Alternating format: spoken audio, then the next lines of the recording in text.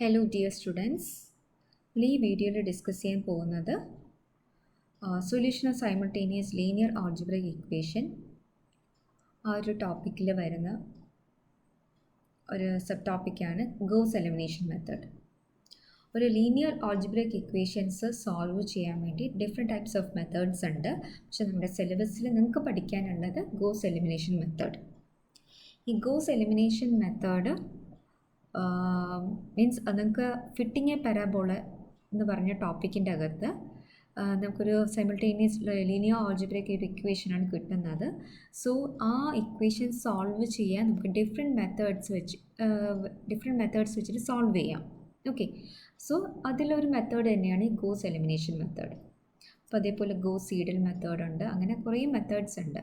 അപ്പം ഞാൻ നിങ്ങൾക്ക് സിലബസിൽ പറഞ്ഞിരിക്കുന്ന ആ ഒരു മെത്തേഡ് തന്നെ പഠിക്കുകയാണെങ്കിൽ ഗോസ് എലിമിനേഷൻ മെത്തേഡും നോർമലി ചോദിക്കാറുണ്ട്. ഓക്കെ, അപ്പോൾ ഈ ഒരു മെത്തേഡ് പഠിക്കുകയാണെങ്കിൽ ഗോസ് എലിമിനേഷൻ മെത്തേഡ് ചോദിച്ചാലും പരാബോള ചോദിച്ചാലും അപ്ലൈ ചെയ്യാം നിങ്ങൾക്ക്. ഓക്കെ, അപ്പോൾ നമുക്ക് എങ്ങനെയാണ് ഗോസ് എലിമിനേഷൻ മെത്തേഡ് ചെയ്യുന്നതെന്നുള്ളത് നോക്കാം.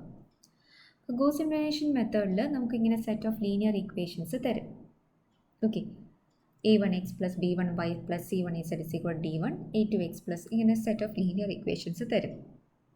ഗോസ് എലിമിനേഷൻ മെത്തേഡ് എന്ന് പറഞ്ഞാൽ ആക്ച്വലി കംപ്രൈസസ് ഓഫ് 2 സ്റ്റെപ്സ്. 2 സ്റ്റെപ്പിൽ കൂടെയാണ് നമ്മൾ ഈ ഒരു പ്രോബ്ലത്തിൻ്റെ സൊല്യൂഷൻ കണ്ടുപിടിക്കുന്നത്. ഓക്കെ, അതിന് ഫസ്റ്റ് സ്റ്റെപ്പ് എന്ന് പറയുന്നത് ട്രയാങ്കുലറൈസേഷൻ. ദെൻ സെക്കൻഡ് സ്റ്റെപ്പ് എന്ന് പറഞ്ഞാൽ back substitution. So what is triangularization? Triangularization എന്ന് പറയുന്നത് നമുക്കിപ്പം ഇങ്ങനെ സെറ്റ് ഓഫ് ലീനിയർ ഇക്വേഷൻസ് തന്നു കഴിഞ്ഞാൽ ആദ്യം ഈ ഒരു ഇക്വേഷനെ A X is equal to B ഫോമിലാക്കി മാറ്റണം. എന്താണ്? A X is equal to B ഫോമിലായിട്ട് മാറ്റണം. ഓക്കെ, അപ്പം ഞാൻ അതാണ് ഇവിടെ കൊടുത്തിരിക്കുന്നത്. Triangularization means convert the given equation into matrix form. Matrix ഫോമിലോട്ട് മാറ്റുക. That is A X is equal to B ആയിട്ട് മാറ്റുക. What is A? Coefficient matrix. What is X? Variable matrix. What is B? Constant matrix. That is നമ്മുടെ equation എന്താണ്? a1x plus b1y plus c1z is equal to d1, then a2x plus b2y plus c2z is equal to d2. So ഞാൻ ആദ്യം എന്താ ചെയ്യേണ്ടത്? എനിക്ക് തന്ന equation ഇതിനൊക്കെ ട്രയാങ്കുലറൈസേഷൻ, ഇതിനൊക്കെ സെപ്പറേറ്റ് വെയിറ്റേജ് ആണ്. ഓക്കെ, അപ്പോൾ ആദ്യം ഗോസ് എലിമിനേഷൻ മെത്തേഡ് വെച്ചിട്ടാണ് ചെയ്യുന്നതെങ്കിൽ ഫസ്റ്റ് അതിന് ട്രയാങ്കുലറൈസേഷൻ മെട്രിക്സ് ഫോമിലോട്ട് മാറ്റുന്നതിന് തന്നെ ഒരു വെയിറ്റേജ് ഉണ്ട്. ഓക്കെ, സോ ആദ്യം നിങ്ങൾ എന്താണ് ചെയ്യുന്നത്? ഇതിനെ മെട്രിക്സ് ഫോമിലോട്ട് മാറ്റുക. ഈ ഇക്വേഷൻ എങ്ങനെ മെട്രിക്സ് ഫോമിലോട്ട് മാറ്റും? ദാ ഇങ്ങോട്ട് മാറ്റുക. That is A X equals B form. What is A? Coefficient matrix. നമ്മുടെ ഇക്വേഷൻ എന്താണ്? a1x plus b1y plus c1z is equal to d1 അല്ലേ? ഇതിലുള്ള ഫസ്റ്റ് റോയിൽ നോക്കിക്കേ. ഫസ്റ്റ് റോയിൽ എന്ന് പറയുമ്പോൾ first equation that is a1 b1 c1. അതേപോലെ second റോയിൽ second equation എന്താണ്? a2x plus b2y plus c2z is equal to d2.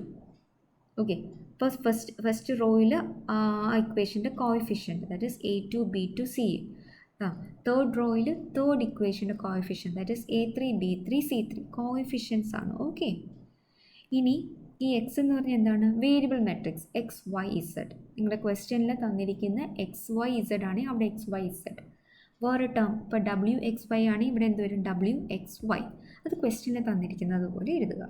Then equal to ഈ മെട്രിക്സിൽ എന്താ വരുന്നത്? ബി എന്ന് പറഞ്ഞ മെട്രിക്സിൻ്റെ എന്താ വരുന്നത്? Constant matrix means right hand side of the equation. The value at the right hand side of the equation. അത് constant അല്ലേ? കോൺസ്റ്റൻറ്റ് വാല്യൂ ആയിരിക്കത്തില്ലേ? കാരണം ഇൻ ടേംസ് ഓഫ് എക്സോ വൈയോ ഇസഡോ ആയിരിക്കുമോ? ഇല്ല, ഒരു കോൺസ്റ്റൻറ്റ് വാല്യൂ ആയിരിക്കും. അതുകൊണ്ട് തന്നെയാണ് കോൺസ്റ്റൻറ്റ് മെട്രിക്സ് എന്ന് പറയുന്നത്.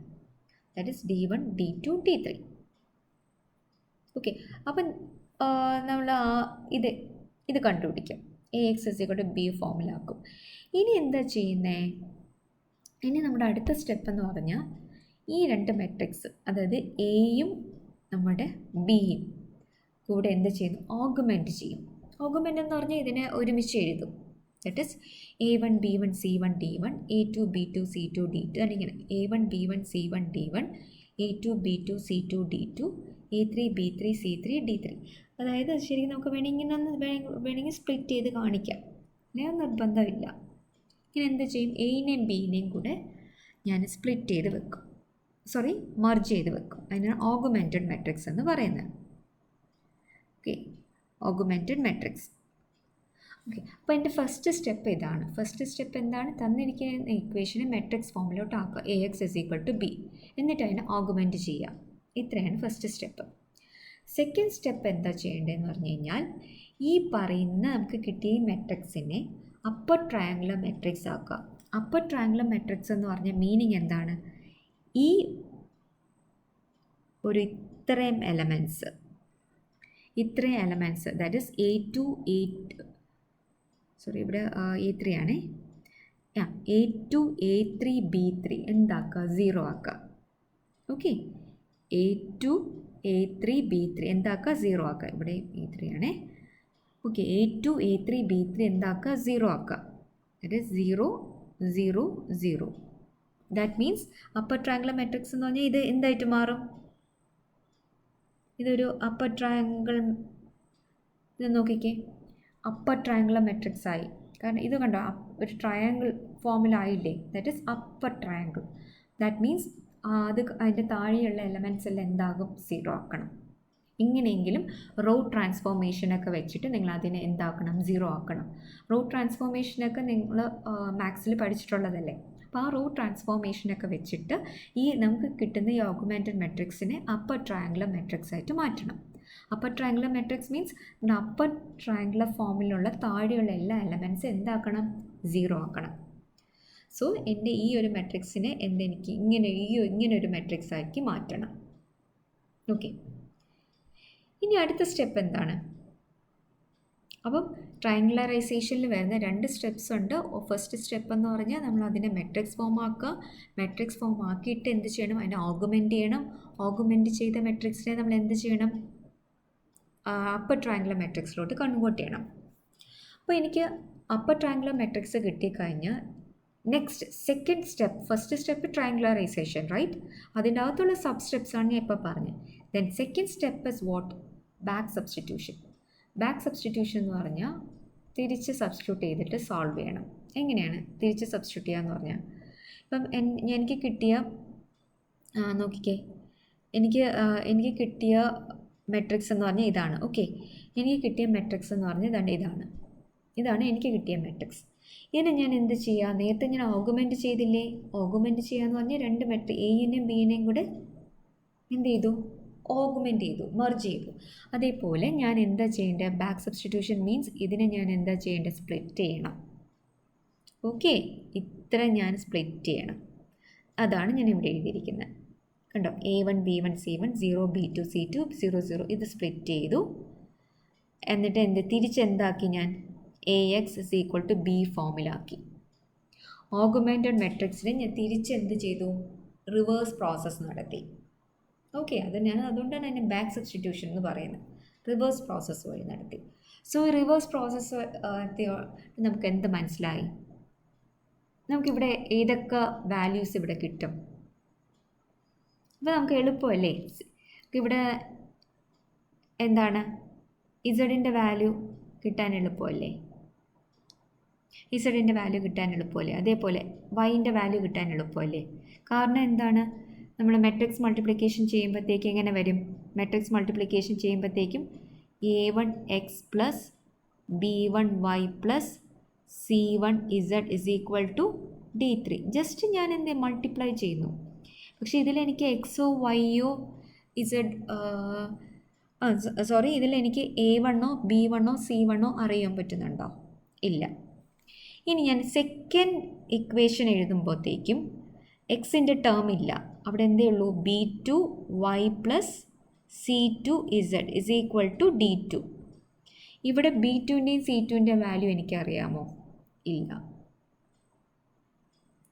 അതുകൊണ്ട് ഞാൻ അടുത്ത തേർഡ് ഇക്വേഷൻ എന്തായിട്ട് വരും, യെസ്, C3z = D3. അപ്പോൾ ഇതിൽ നിന്ന് എനിക്ക് എന്ത് കിട്ടും, Z = D3/C3. അപ്പോൾ എനിക്കങ്ങനെ ഇസഡിൻ്റെ വാല്യൂ കിട്ടും. ഇസഡിൻ്റെ വാല്യൂ ഞാൻ എന്ത് ചെയ്യും? ഇസഡിൻ്റെ വാല്യൂ ഞാൻ സെക്കൻഡ് ഇക്വേഷനിൽ സബ്സ്റ്റിറ്റ്യൂട്ട് ചെയ്ത് എനിക്ക് വൈൻ്റെ വാല്യൂ കിട്ടും. ഇനി ഞാൻ ഈ ഇക്വേഷനിൽ വൈൻ്റെയും ഇസഡിൻ്റെ വാല്യൂ സബ്സ്റ്റിറ്റ്യൂട്ട് ചെയ്ത് എനിക്ക് എന്ത് കിട്ടും? എക്സിൻ്റെ വാല്യൂ കിട്ടും. ഓക്കെ, അപ്പം അങ്ങനെ എനിക്ക് XYZൻ്റെ വാല്യൂ കിട്ടും. സോ ഇത്രയേ ഉള്ളൂ മനസ്സിലാക്കേണ്ടത്. ഈ ഗോസ് എലിമിനേഷൻ മെത്തേഡ് എന്ന് പറഞ്ഞാൽ സെറ്റ് ഓഫ് ലീനിയർ ഇക്വേഷൻസ് തരും. അതിൽ 2 സ്റ്റെപ്പായിട്ടാണ് നിങ്ങൾ ചെയ്യേണ്ടത്. ഫസ്റ്റ് സ്റ്റെപ്പ് എന്ന് പറയുന്നത് ട്രയാങ്കുലറൈസേഷൻ സ്റ്റെപ്പിൻ്റെ അകത്ത് വരുന്നത് തന്നിരിക്കുന്ന ഇക്വേഷനെ മെട്രിക്സ് ഫോമിലോട്ട് മാറ്റുക. AX = B ആക്കുക. ഇനി അതിനെ എന്ത് ചെയ്യുക? ഓഗ്മെൻറ്റ് ചെയ്യുക. ദെൻ ഫസ്റ്റ് സ്റ്റെപ്പിൻ്റെ സെക്കൻഡ് സബ് സ്റ്റെപ്പ് എന്ന് പറയുന്നത് ഈ തന്നിരിക്കുന്ന ഓഗ്മെൻറ്റഡ് മെട്രിക്സിൻ്റെ അപ്പർ ട്രയാങ്കുലർ മെട്രിക്സ് കണ്ടുപിടിക്കുക. ഈ അപ്പർ ട്രയാങ്കുലർ മെട്രിക്സ് നമ്മൾ കണ്ടുപിടിക്കുക എന്ന് പറഞ്ഞാൽ എന്താണ്? താഴെയുള്ള 3 എലമെൻറ്റ്സ് നമ്മൾ എന്താക്കുക? 0 ആക്കുക by means of row transformation method. ഇനി എന്താണ് മീൻസ് സെക്കൻഡ് മെത്തേഡ് എന്താണ്? ബാക്ക് സബ്സ്റ്റിറ്റ്യൂഷൻ എന്ന് പറഞ്ഞാൽ തിരിച്ച് നമ്മൾ AX = B ഫോമിലാക്കുക. ഈ ഓഗ്മെൻറ്റ് ചെയ്തിരിക്കുന്ന മെട്രിക്സിനെ സ്പ്ലിറ്റ് ചെയ്ത് എന്ത് ഫോം ആക്കുക? AX = B. അപ്പോൾ അതിൽ നിന്ന് എനിക്ക് എന്ത് കിട്ടും? XYZൻ്റെ വാല്യൂസ് കിട്ടും. ഓക്കെ, ഈ A1 B1 C1 ഒക്കെ എന്താണ്? നമുക്കൊരു കോൺസ്റ്റൻറ്റ് വാല്യൂ ആയിരിക്കത്തില്ലേ? അപ്പോൾ അതിൽ നിന്ന് നമുക്ക് എന്ത് കിട്ടും? എക്സിൻ്റെയും വൈൻ്റെയും വാല്യൂ കിട്ടും. ഓക്കെ, ഇങ്ങനെയാണ് ഗോസ് എലിമിനേഷൻ മെത്തേഡ് വെച്ചിട്ട് നമ്മൾ സൊല്യൂഷൻ കണ്ടുപിടിക്കുന്നത്. ഓക്കെ, അപ്പോൾ നമുക്ക് നെക്സ്റ്റ് വീഡിയോയിൽ ഇതിൻ്റെ ഒരു പ്രോബ്ലം നോക്കാം. Thank you.